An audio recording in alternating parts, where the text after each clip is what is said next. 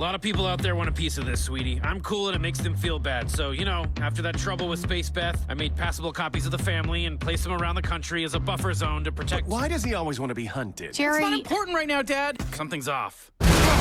Hey, everybody. Today we're talking Rick and Morty Season 5, Episode 2. That's right. In this episode, we've got no shortage of death, mayhem, and destruction. We've got a good discussion for you about it, so stick around.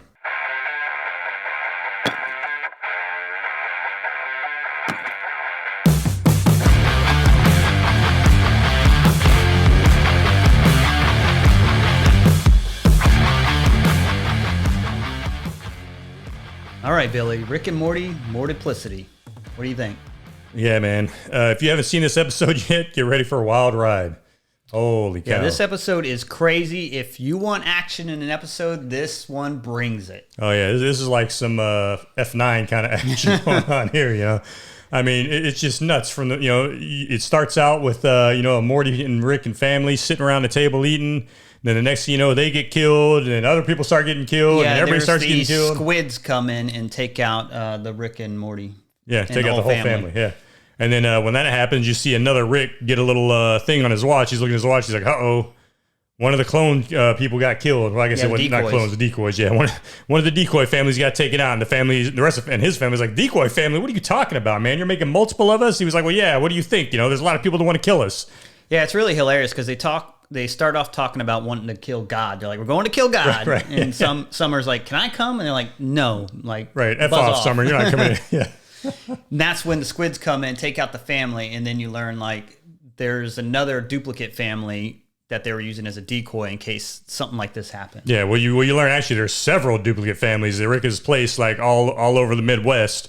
And, so as the story progresses, Rick quickly finds out that some of those duplicates created more duplicates, and those duplicates created duplicates, to where there's just tons and tons and tons of Rick and Morty families everywhere. And it becomes basically like a WWF Royal Rumble, no holds barred, last family standing kind of match going on, right? Yeah, so obviously, once Rick figures out that there's duplicates, he makes duplicates. So it's a question of who's the real Rick and Morty.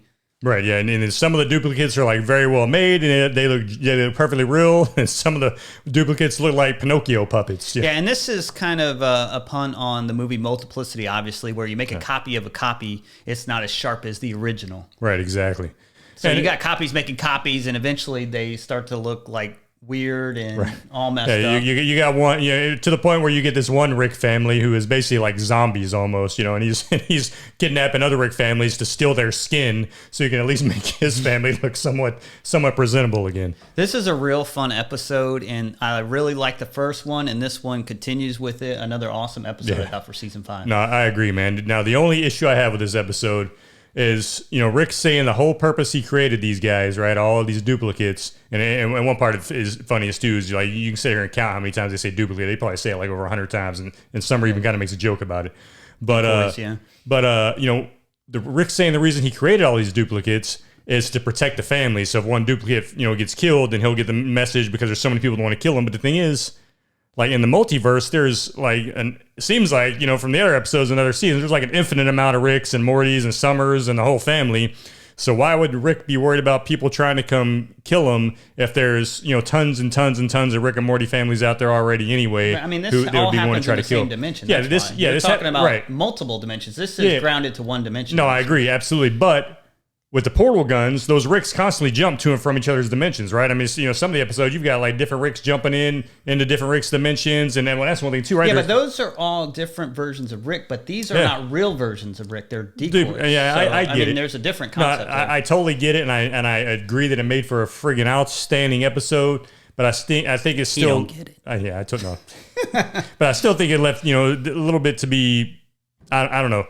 I just thought it was kind of odd. And the other thing that's odd is where's the portal gun, right? Like, all the other episodes, Rick's got his portal gun. That's how him and Morty get from place to place. And this one, like, none of these Ricks and families ever use their portal gun to, like, jump to a different dimension. I guess if they jumped to a different dimension, they could have hid and it would probably have been fine. Yeah, I mean, the best they did was that one group hid out in that little tent, and they had their, their puppet costumes on. They're like, all right, cool, we're the last family standing, But I mean, this episode goes on and on. It's like a Family Guy episode where they don't know when to quit. Oh, They yeah. just keep taking it, like the whole episode, essentially. And you don't even know who's a real Rick and who's a decoy or what's going on. Right, yeah. I mean, yeah, and at the end of this episode, you never know if the Ricks left or the family left standing is the real family, right? I mean, it could be. Yeah, because they played could be one that of the game a decoy lot. families. Like there's a Rick hiding out on vacation, and they're like, "We're the real Rick," and look at all this crap going on. And then they get killed, and then you're like, "Well, who the heck is the real Rick?" Well, then they even have a fight scenario between two families. Oh, that was great. Oh, yeah, that was awesome. Both of them think that they're the real Rick because neither one of them respond to the decoy code, right?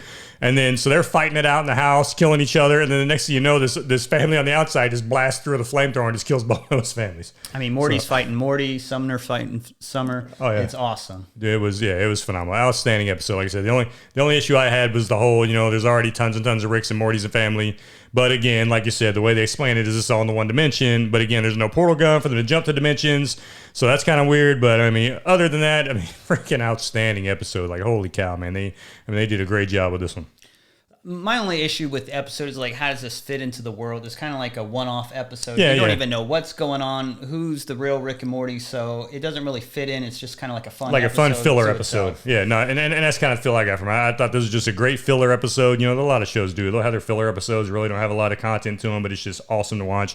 And this was definitely one of those. But I mean, I don't know, man. Knowing the writers, there might be something that comes of this down the line. I mean, because really, how many filler episodes have we really seen in this series? I mean, every show has a point to it, right? Every episode has some sort of a point to it. So I'm assuming this one will too at some point. We'll figure out what that point is. But right now, it definitely just feels like a feel-good filler episode. I love Rick being Rick, where the two Summers are fighting, and he's like, "Are you my Summer?" He's like, "I don't care, whatever." Right, it doesn't matter.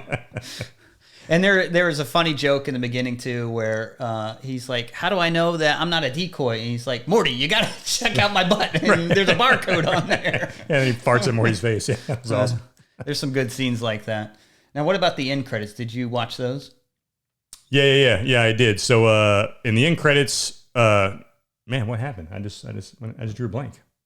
I totally just drew a blank.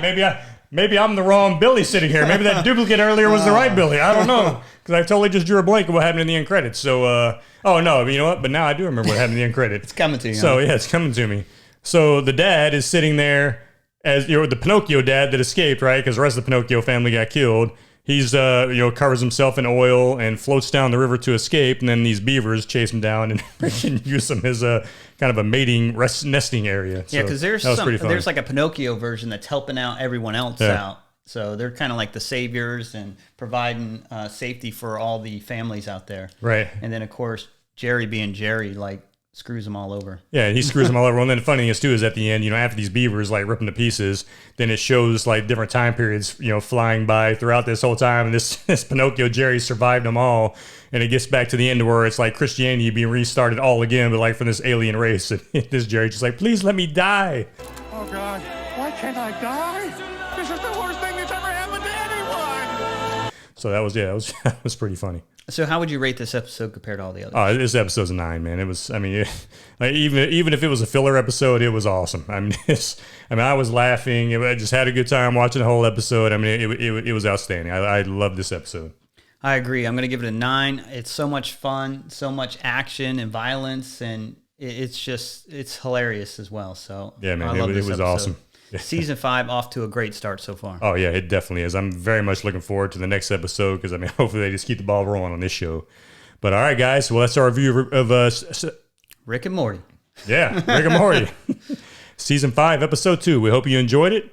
We'd love to hear what you think about it. If you agree with us, just let us know. Please like and subscribe to our channel, and we'll catch you at the next review. See you guys. No. You just want me to leave me stumbling? If it had been you stumbling right there, you'd be like, all right, let's redo it. I know, but we continue going on. I bailed you out. I came in and saved you. Today we're talking Rick and Morty, Mortyplicity. Didn't sound good. Multiplicity Morty. I gotta think for a second. Learn out. That'd be cool. I'm Billy. That we can't refilm this whole thing. No, we can just refilm that end. That's right, everybody. That's right. Yeah. he agrees. Yeah, exactly. It's fine, man. It makes us seem normal, human. No, I don't think so.